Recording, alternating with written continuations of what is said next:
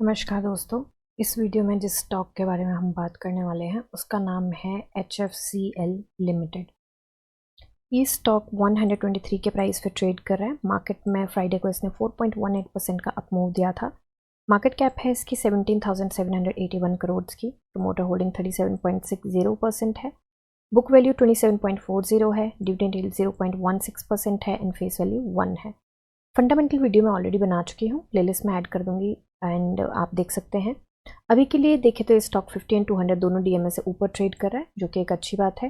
P ratio median से छोटू सी ऊपर है 5 ईयर्स के टाइम स्पैन पे। 1 मंथ के टाइम स्पैन पे देखें तो छोटू सी नीचे है, तो ये एक अच्छी सी बात है। एंड अभी के लिए देखें हम ग्रॉस प्रॉफिट मार्जिन जो है वो हल्का सा रिकवर हुआ है, 29.25 पे है। And sales quarter on quarter decrease हुई थी, बट ओवरऑल अगर रिजल्ट देखें तो ईयर ऑन ईयर अगर हम रिजल्ट देखें क्वार्टर का तो उसमें बहुत अच्छा जंप हमें देखने को मिला है। एंड क्वार्टर ऑन क्वार्टर भी नेट प्रॉफिट में आया है jump of course, but sales थोड़ी सी डिक्रीज हुई है, विच इज़ फाइन क्योंकि इनके ऑनगोइंग प्रोजेक्ट्स एंड उसके ऑर्डर बुक के बारे में 6000 मतलब मैं इसके बारे में आगे बात करती हूँ। उसके काफ़ी ऑर्डर्स पड़े हुए हैं, गवर्नमेंट के बहुत स्ट्रॉन्ग ऑर्डर बुक पड़ी हुई है इनके पास, एंड प्राइवेट सेक्टर के भी, उसकी भी अभी डिस्कशन करेंगे उसके बारे में भी। यहाँ पे प्रमोटर की शेयर होल्डिंग की बात करें तो यहाँ पे बिल्कुल छोटू सी 0.06% कम करा है यहाँ पे प्रमोटर्स ने। एफआईआईज ने अपनी छोटी सी होल्डिंग कम करी है। डीआईआईज ने बहुत स्ट्रॉन्ग तरीके से होल्डिंग बढ़ाई है। इन पब्लिक के पास होल्डिंग काफ़ी कम हो गई है, काफ़ी कम क्या 1% के आसपास कम हो गई है। And number of share holders जो हैं वो बढ़ गए हैं। तो अभी के लिए चलते हैं इसके चार्ट पे। चार्ट पे देखिए, सबसे पहले तो हम लास्ट टाइम जो हमने एनालिसिस करी थी तो रिजल्ट के आसपास की एनालिसिस थी, एंड हमने बोला था कि वैसे क्वार्टर ऑन क्वार्टर रिजल्ट कुछ खास नहीं है क्योंकि सेल्स कम हुई है। नेट प्रॉफिट वो टैक्स स्लैब की वजह से उसका रिजल्ट थोड़ा अच्छा आया था। एक बार देख लेते हैं क्योंकि मैं भी कंफ्यूज हो जाती हूँ थोड़ा सा चीज़ों को देखिए। यस, तो टैक्स स्लैब की वजह से इसका रिजल्ट थोड़ा सा अच्छा आया था, अदरवाइज क्वार्टर ऑन क्वार्टर भी इतना अच्छा नहीं आता, बट ईयर ऑन ईयर जो है इसका काफ़ी स्ट्रॉन्ग जंप देखा गया था। तो उस चीज़ को लेके थोड़ा सा यहाँ पे था कि स्टॉक हो सकता है थोड़ा सा नीचे जाए, एंड थोड़ा सा नीचे तो क्या गया, मतलब ऊपर ही गया था। मार्केट साथ भी देगी थी थोड़ा सा यहाँ पे नीचे। तो 24th को रिजल्ट आया था एंड 25th को यहाँ पे -1% का हमें मूव मिला था। मार्केट भी कुछ खास नहीं थी उस टाइम पे, तो भी वो भी एक छोटी सी चीज़ हो सकती है। चौपी थी मार्केट। एंड अभी हमने बात करी थी कि ये जो रिजल्ट है, क्योंकि यहाँ पे इन्वर्टेड हैमर बना था, एंड इन्वर्टेड हैमर बनना मतलब ये स्ट्रॉन्ग होल्ड लेके चला है, तो बुलिश पैटर्न यहाँ पे बनता हुआ तो दिख रहा था ऑफ कोर्स। तो हमें 4.18% का अप मूव यहाँ पे मिला है फ्राइडे को, जो कि एक अच्छी बात है। ये जो हमारी रेजिस्टेंस है वो हम ऑलरेडी लगा के चले थे, वहीं से ये अपना रिवर्सल लेके आई है। यहाँ पे इसका लो देख लेते हैं, ट्विज़र बॉटम तो नहीं बन रहा है कहीं, तो इसका लो 117.35 है एंड इसका 117.55 है, तो इसका ट्विज़र बॉटम तो नहीं बन रहा। एंड ट्विज़र टॉप देख लेते हैं 125.10, 124.60, तो ट्विज़र टॉप ट्विज़र बॉटम दोनों नहीं बन रहे हैं। बट ये चीज़ एक अच्छी है कि यहाँ पे ये स्टॉक जो है इस टाइम पे अपने 20 डे सिंपल मूविंग एवरेज से ऊपर निकल चुका है एंड उसके ऊपर ट्रेड कर रहा है, तो ये चीज़ अच्छी है। एंड यहाँ पे इसका टमी ब्रॉड है, यहाँ पे ये माउथ भी नैरो हो गया था, टनल सी बनने की कोशिश करिए, तो मुझे लगता है कि यहाँ से ब्रेकआउट हो सकता है।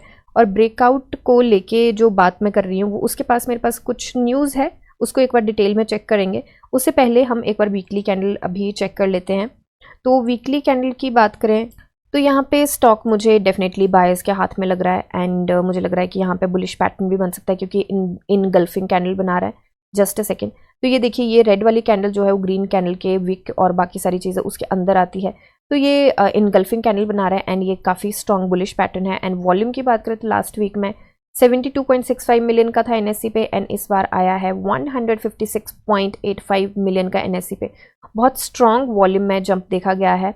एंड यहाँ पे अगर आरएसआई की बात करें, आरएसआई 60.59 पे है एंड यहाँ पे सपोर्ट लेके दूसरी बार जा रही है, एंड हो सकता है काफ़ी अच्छे मूव यहाँ से देके जाए। तो आरएसआई जब तक यहाँ तक नहीं आती तब तक मुझे लगता है कि कोई दिक्कत की बात भी नहीं है, मतलब 67 तक, तो यहाँ तक कम से कम यहाँ तक तो मूव हमें मिलने काफ़ी स्ट्रॉन्ग पॉसिबिलिटी है। एक बार बोलिंजर बैंड यहाँ पे भी लगा लेते हैं, तो इसका ब्रेकआउट हमें पहले मिल चुका है वीकली पे। तो डेली चार्ट पे फिर से चलते हैं हम। ओके, तो डेली चार्ट पे हम आ गए हैं एंड यहाँ पे हम टारगेट लेके चलें उससे पहले हम एक बार बीएससी पे चलेंगे। तो बीएससी पे देखिए, इसका प्राइस बैंड जो है वो 20% का है एंड न्यूज़ आई है कुछ, उनके बारे में थोड़ा सा देख लेते हैं। तो यहाँ पे QIP की न्यूज़ आई है, क्वालिफाइड इंस्टीट्यूशंस प्लेसमेंट। तो उसमें इन्होंने बोला है कि we would like to inform that the company had raised funds by the way of allotment 5 crores 10 lakh 14,491 equity shares of face value 1 each to qualified institution buyers and at the price of 69 rupees के price पे इन्होंने 5 crore 10 lakh 14,491 shares जो हैं वो face value 1 and इसका price जो है 69 के प्राइस पे इन्होंने दिए हैं क्वालिफाइड इंस्टीट्यूशन बायर्स को। एंड उसके साथ जो इन्होंने फंड रेज किया है वो कितना किया है, 352 करोड़ का इन्होंने फंड रेज किया। यहाँ पे देख सकते हैं हम डिटेल में 352 अप्रॉक्स इन्होंने फंड रेज किया है उसके साथ। एंड ये अब इन्होंने फंड रेज तो कर दिया, पर ये फंड रेज करने के बाद इसको यूज़ कहाँ पे करेंगे, ये जो बाकी न्यूज़ है वो इतनी इंपॉर्टेंट नहीं है तो मैं उसको डिस्कस नहीं करूँगी। तो ये यूज़ कहाँ करेंगे, उससे पहले हम देखेंगे इसका डिलीवरी वॉल्यूम कितना गया है। तो डिलीवरी परसेंटेज इसका बहुत ही स्ट्रॉन्ग गया है, 66.75% इसका डिलीवरी परसेंटेज गया है, जो कि एक बहुत बड़ी बात है। वैसे भी बुलिश पैटर्न बना रहा है एंड वैसे भी इसका डिलीवरी परसेंटेज बहुत स्ट्रॉन्ग गया है। अब यहाँ पे न्यूज़ है कि ये जो फंड रेज कर रहे हैं ये लगाएंगे कहाँ पे, तो देखिए ये लगाएंगे कहाँ पे, यहाँ पे ऑर्डर बुक देखिए, जून 2024 में the companies order book stands eight 6,776 crore. तो मतलब 7,000 करोड़ के आसपास, मतलब 7,000 तो नहीं लगा सकते, काफ़ी करोड़ों में है तो काफ़ी फ़र्क पड़ेगा। 6,776 करोड़ की इनकी ऑर्डर बुक है, जिसमें से 4,706 करोड़ जो है वो गवर्नमेंट का है एंड बाकी जो 2,070 करोड़ बचा वो प्राइवेट कंपनीज का है। तो आप खुद देख लीजिए कि जिसके पास इतनी ज़्यादा ऑर्डर बुक हो उसके, देखिए क्या होता है कि जैसे हम कोई ऑर्डर लेते हैं तो ये बड़ी बड़ी कंपनीज में क्या होता है कि एकदम से वो ऑर्डर जो होता है उसका एडवांस बहुत कम आता है, 5-10% आता है या 15% आता है, क्योंकि डिपेंड करता है कि कौन सी सेक्टर की कंपनी है, तो सेक्टर के ऊपर डिपेंड करता है कि कितना एडवांस आएगा। तो यहाँ पे ज़्यादा से ज़्यादा मैं मान लेती हूँ कि 20% आ जाता होगा, तो 80% तो एडवांस नहीं आता। तो प्रोजेक्ट जो भी होता है एग्जीक्यूट करना होता है, क्योंकि इनका केबल्स एंड ऑल का काम है तो उसमें तो पैसा लगेगा, राइट। तो उस पैसे के को प्रोजेक्ट को एग्जीक्यूट करने के लिए वो प्रोजेक्ट एक बनाएंगे, देंगे, फिर पैसे आएंगे, फिर बनाएंगे, फिर देंगे, फिर पैसे। तो 350 करोड़ का जो फंड रेज किया वो यहाँ पे यूज़ किया जाएगा। वो तो बाकी सारी यहाँ पे काफ़ी सारी मेंशन की हुई हैं चीज़ें, मैं नीचे तक स्क्रॉल कर लेती हूँ, आप वीडियो पॉज करके इस चीज़ को देख सकते हैं। तो company has market cap over 70,000 crore and stock give multibagger returns over the 100% from its 52 weeks low and 61.52 this. तो बड़ी सारी चीज़ें आप इसको पॉज करके एक बार पढ़ सकते हैं वीडियो को, अगर आपको पढ़ना है। जो मेजर चीज़ है वो मैंने आपको बता दी। जो जंप देखा गया है इसमें what you call this result में, वो भी मैंने आपको बता दिया। तो देखिए ऑर्डर बुक इसकी बहुत ज़्यादा स्ट्रांग है एंड फंड रेज भी इन्होंने किया है, तो वो उससे पता चलता है कि कंपनी में काम तो हो रहा है। एंड इनका काम सिर्फ यहाँ पे भी नहीं है, पोलैंड में भी इन्होंने एक प्लांट वो किया है एंड उसका रेवेन्यू वगैरह जो है नेक्स्ट ईयर फरवरी 2025 से आना चालू हो जाएगा। तो अभी के लिए मुझे लगता है कि स्ट्रॉन्ग बुलिश पैटर्न भी बना रहा है एंड इसकी ऑर्डर बुक भी स्ट्रांग है, न्यूज़ भी अच्छी है। तो मुझे लगता है कि ये यहाँ से रैली देने के लिए तैयार हो सकता है। एंड वैसे भी यहाँ पे रैली दे हुए इसको काफ़ी टाइम हो गया है। यहाँ पे नो डाउट इसने काफ़ी अच्छे मूव दिए थे, एक बार चेक भी हम कर लेते हैं। ये हमारी है 4 जून की, रिजल्ट के बाद इसने काफ़ी अच्छे, मैंने ये देखा है कि बहुत सारे स्टॉक्स में रिजल्ट के बाद इतनी अच्छी रिकवरी नहीं आई है जितनी इसमें मैंने देखी है। तो 53% की इसने रिकवरी दी थी एंड काफ़ी अच्छा यहाँ पे मूव ये देखे गया था। एंड कितने टाइम में देखे गया था, 8 ट्रेडिंग डेज में इसने 50% की रिकवरी दी थी। तो ये काफ़ी अच्छा मूव भी था। उसके बाद इसने होल्ड बनाया है यहाँ पे एंड ये वाला जो है ये स्ट्रॉन्ग सपोर्ट इसलिए भी बना है क्योंकि ये पुराना हाई है इसका। एंड उसके बाद जो इसने हाई बनाया है वो बनाया है 8 जुलाई को। तो ये वाली स्ट्रॉन्ग वाली रेजिस्टेंस मुझे लगता है रहेगी थोड़ी सी, बट जिस तरीके की न्यूज़ है बाकी सारी चीज़ें, तो मुझे लगता है स्टॉक बड़े आराम से निकल भी सकता है। तो अभी के लिए हम करेंगे फ्रेश एंट्री की बात। तो ट्रेडिंग व्यू की जो टेक्निकल एनालिसिस है वो तो है यहाँ पे बाई की, मुझे लगता है यहाँ पे स्ट्रॉन्ग बाई की होनी चाहिए, क्योंकि जिस तरीके की न्यूज़ है, जिस तरीके की बाकी सारी चीज़ें, जितने टाइम से ये स्टॉक इसी रेंज में क्रॉल कर रहा है, तो मुझे लगता है कि ये अब इसके निकलने का टाइम आ चुका है। क्योंकि ये जो इसने हाई बनाया था पुराना, उसी पे तो इस टाइम पे ट्रेड कर रहा है, ऑलमोस्ट उसी कितना 4% ऊपर ट्रेड कर रहा है। तो काफ़ी अप्स एंड डाउन्स इस बेचारे ने देखे हैं एंड अब मुझे लगता है इसका निकलने का टाइम आ चुका है। तो बॉलिंजर बैंड का हमने देख लिया। I think yes 20 day simple moving average से ऊपर ये ट्रेड कर रहा है।